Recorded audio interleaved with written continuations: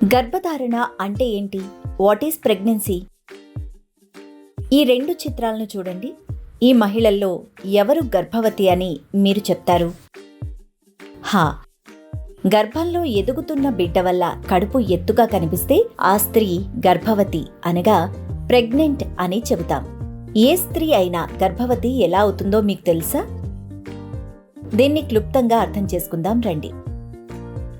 స్త్రీ అండాశయం నుండి బయటకు వచ్చే అండం శుక్రకణంతో ఫలదీకరణం చెందినప్పుడు పిండం యొక్క ప్రారంభ కణాలు పెరగడం ప్రారంభిస్తాయి. ఇవి చిన్న బంతుల రూపంలో అనగా బ్లాస్టోసిస్ట్ రూపంలో గర్భాశయానికి చేరుకుంటాయి. బ్లాస్టోసిస్ట్ గర్భాశయం యొక్క మృదువైన పొరలో స్థిరపడుతుంది మరియు అది లోపల పెరగడం ప్రారంభించినప్పుడు స్త్రీ గర్భవతి అని పిలువబడుతుంది.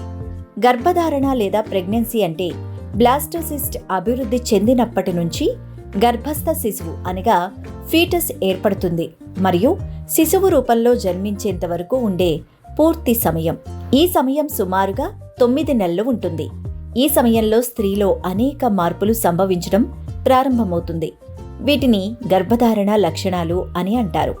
గర్భధారణ యొక్క లక్షణాలు: గర్భధారణ సమయంలో స్త్రీలో హార్మోనల్, శారీరక మరియు భావోద్వేగ మార్పులు సంభవిస్తాయి. వాంతి వచ్చినట్టు అనిపించడం, ఉదయాన్నే అస్వస్థతగా అనిపించడం, వాంతి వచ్చినట్లు అనిపించడం లేదా వాంతి చేసుకోవాలని అనిపించడం. హార్మోన్ల మార్పులు: ఫలదీకరణం తర్వాత గర్భస్థ శిశువు అభివృద్ధి కోసం స్త్రీ శరీరంలో ఉండే హార్మోన్లలో గణనీయమైన మార్పులొస్తాయి. ఇవి హార్మోన్ల మార్పులు అవుతాయి. ఋతుస్రావం అనగా పీరియడ్స్ ఆగిపోవడం.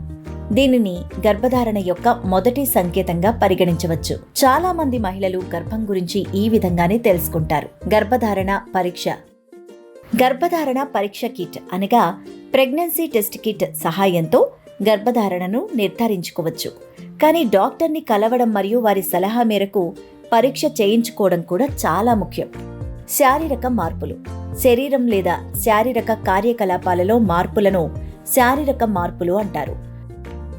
హార్మోన్ల మార్పుల వల్ల కొన్ని శారీరక మార్పులు సంభవిస్తాయి. గర్భాశయ పరిమాణం పెరగడం: గర్భాశయంలో పిండం పెరిగే కొద్దీ గర్భాశయం పరిమాణం పెరగడం ప్రారంభమవుతుంది. గర్భధారణ ముగిసే సమయానికి ఇది దాదాపుగా పుచ్చకాయ పరిమాణంలో ఉంటుంది. రొమ్ముల పరిమాణం పెరుగుతుంది. తరచూ మూత్ర విసర్జన: శిశువు పరిమాణంతో పాటు గర్భాశయం పరిమాణం పెరుగుతుంది. ఇది మూత్రాశయంపై ఒత్తిడిని కలిగిస్తుంది. అది తరచుగా మూత్ర విసర్జనకు కారణమవుతుంది. భావోద్వేగ మార్పులు: గర్భిణీ స్త్రీ భావోద్వేగాలలో కూడా కొన్ని మార్పులొస్తాయి. దీనివల్ల హార్మోన్ల మార్పులు మరియు మానసిక స్థితులు ఏర్పడవచ్చు.